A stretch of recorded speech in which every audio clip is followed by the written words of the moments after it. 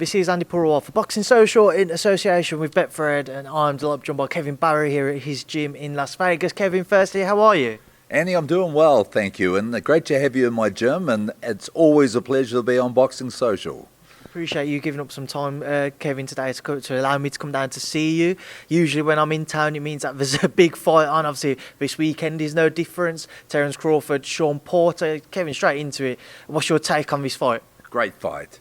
You know, I'm very, very excited. This is a real boxing fans fight. I'm a big fan of Terence Crawford and Shawn Porter. Look, let's just talk a wee bit about Porter first. You know exactly what you're going to get with Shawn Porter. He fought 15 months ago. Every time he enters the ring, you know, he brings it. He's in great shape. He comes forward. He will press. He's fearless. He's a guy that not the heaviest puncher in the welterweight division, but definitely one of the most determined, aggressive fighters. 3 losses on his record, all to undefeated world champions. Like, the resume is pretty good. And for him to be fighting Bud Crawford, it's a fight, I think, that not only the boxing fans, but sporting fans want to watch this fight. Like, Bud Crawford is one of the, in my opinion, one of the elite fighters, one of the most special, talented, gifted fighters that we have in boxing today. You know, there are names when you look at boxing as a sport, and you look at the Tyson Furies, you look at Canelo Alvarez, you know, you look at Terence Bud Crawford, and you've got to throw Errol Spence in there as well. But look, you know, I appreciate the talent that he has. He's very gifted. He's very poised. He fights orthodox. He fights southpaw. He does things that other fighters just can't do. He has terrific timing and terrific vision. The biggest concern and the biggest disappointment for his career, if you can say that, he's 37-0 and 3-division world champion. But the biggest disappointment is he hasn't had these big fights. You know, everyone's saying this is his last fight with Top Rank. He's been with them his whole career. You know, there was talk about maybe him fighting Josh Taylor. There was a lot of talk a couple of years ago and promises that he would fight Pacquiao. It never happened. You know, Crawford needs real fights against real guys, and Shawn Porter, as we know, is a real guy. So this is an opportunity for Crawford to show everybody just what level of skill and talent that he possesses against one of the most durable, resilient fighters in the welterweight division. Where does a victory against Shawn Porter for Terence kind of rank him in that welterweight division? Does it cement him as the number one ahead of Errol Spence, who holds 2 of the other world titles, or is he still just beneath Errol's resume at 147? Well, very good question. You know, there's the Crawford fans and there's the Errol Spence fans, and a lot of people thought after the car accident a couple of years ago that Errol would never be the same, but of course we saw him come back and he's still looking as sharp as ever. That's the fight that we all want to see. You know, that's the fight that I hope we don't have to wait another 3 or 4 years for it to eventuate. For me, it's a bit like the Mayweather-Pacquiao scenario. The fight happened 6 or 7 years after it should have happened.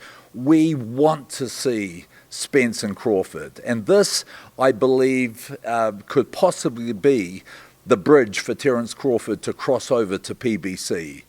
You know, they've got Danny Garcia, they've got Keith Thurman, and they've got the jewel, Errol Spence. So, you know, these are the guys that Terence Bud Crawford wants to share the ring with. These are the guys he deserves to share the ring with. And these are the guys for his legacy and also for his business in boxing. The biggest business is fighting these guys. So, you know, hopefully with the right result, we may see these fights happen in the not too distant future. So what is your prediction for Saturday night, Kevin? Look, I think that the style of Porter, the way that he is aggressive, he comes forward, I think will play into Bud's hands beautifully. It'll give him a chance to time Porter with his power punches. I think that Bud Crawford is just a slight level better. He's all round. I think he's better. He's better defensively. He's better. He's a better puncher. He's a 75% knockout artist. Porter 50%. We know that Bud can make the adjustments during the fight. We know he possesses a massive boxing IQ, and I think it's a fight that he will look really, really good in and win a lot more fans. And for Porter, it's a guy who only loses to the very best, and Bud Crawford is one of those. Now, Kevin, just before we come on to your guys, I want to go back a couple of weeks. We saw an undisputed champion crowned at 168, Canelo overcoming Caleb Plant. What did you make of Canelo's victory, his performance, and him making history as the first ever undisputed Mexican world champion? Look, it was great to see an undisputed champ in any division. And it was really pleasing that Canelo was able to do it over a period of just over 12 months. It was fantastic. It was great for boxing, and it was great for him. I thought that Caleb Plant fought a very good fight. I think we saw the best Caleb Plant that we have seen before, and a lot of people wrote him off, and they thought that Canelo could just because he couldn't match him with power, he couldn't match him with skill. Some people were thinking that Canelo was going to walk across the ring and knock him out. I didn't. I had one of my fighters, Aslanbek Edigov, do 6 sparring sessions with Caleb, and I saw the work that Caleb was putting in the gym. I saw the way he had lifted his game for a fight of this caliber, and it did not surprise me that the fight went nearly the whole way. I think that Caleb Plant's stocks went up in that fight. I think we'll see him in other big fights in the future, but Canelo, what can you say? He carries his power right throughout a fight. Very powerful, very fast, very aggressive, very devastating. And it was a great fight and a great all-round performance. The only disappointing thing for me now moving forward is for Canelo not to be fighting the other big names in the division. The David Benavidez, the Jamal Charlo. These are the opponents, the undefeated champions or the undefeated fighters that the boxing purists want to see Canelo fight. They don't want to see him going up to 200 pound and fighting a cherry-picked fight at cruiserweight. Look, on his resume it will look good, but it doesn't mean anything. He needs to clean out all the undefeated guys below him in his division. I mean, just to touch on that, what do you make of seeing him step up to face Canelo-Makabu? If that one does go ahead, we know the WBC approved it at their convention this week.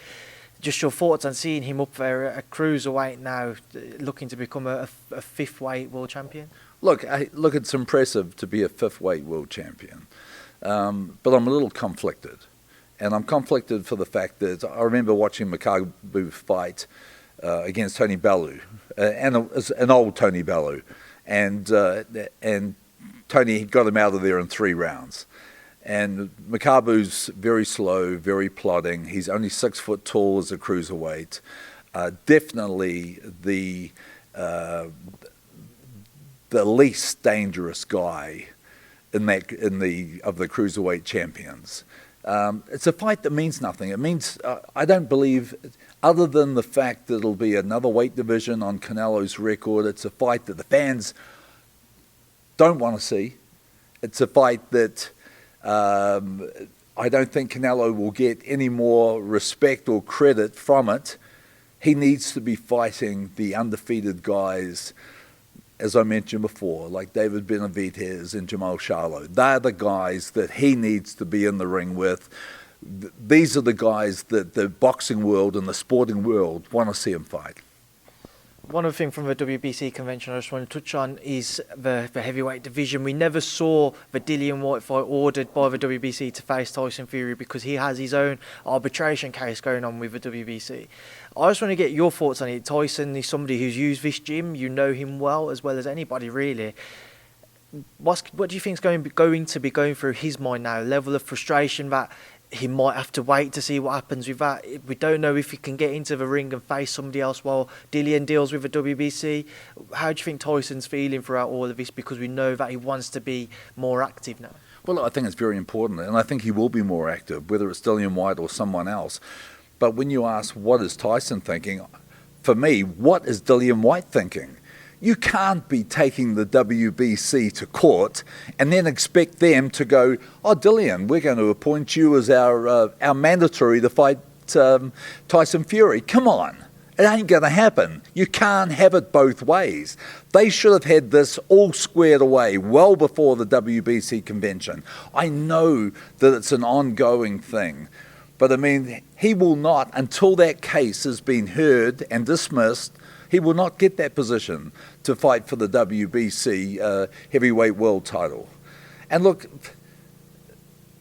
does he deserve a heavyweight world title fight? Yes, he does. If you look at all the heavyweights in the world, unanimously, the guy who deserves a shot at the world title is Dillian Whyte. But come on, you've got to be a little bit smarter than that. I was very, very interested.